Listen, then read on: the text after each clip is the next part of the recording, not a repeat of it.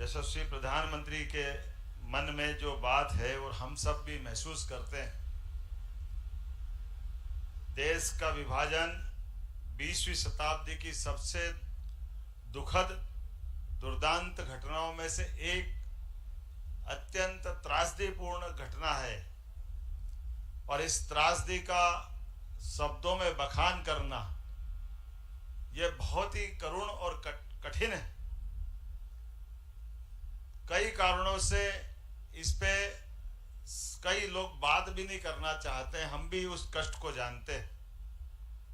लेकिन ये बात भी सही है कि किसी देश को लंबी यात्रा करना है, आगे अगर बढ़ना है, तो इतिहास के घावों की गलतियों से अगर वो सबक नहीं लेगा तो मित्रों सच मानो उसका भविष्य भी खतरे में पड़ेगा।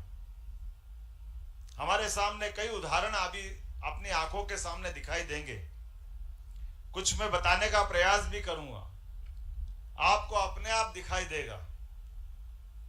एक देश 2000 साल पहले ऐसे अपने देश से, अपनी भूमि से भटकने के मजबूर हुआ। उस देश का नाम इजराइल है, जिसकी अपनी जमीन चली गई, जिसकी अपनी अस्मिता चली गई, जिसका अपना राष्ट्र चला गया और उसको अपने राष्ट्र के पुनर्निर्माण के लिए, पुनर्स्थापना के लिए 2000 साल तक। लेकिन देश की देशभक्ति क्या होती है, देशभक्ति की आग क्या होती, मैं इजराइल के लोगों को धन्यवाद दूंगा। उनकी कई पीढ़ियां 2000 साल तक इस बात के लिए हर साल एक निश्चित समय पर विश्व में फैले हुए अलग अलग देश एक साथ उस निश्चित समय के निश्चित दिन पे इकट्ठे होते, एक दूसरे से गले मिलते, संकल्प लेते, अगले साल हम अपने देश के अंदर मिलेंगे।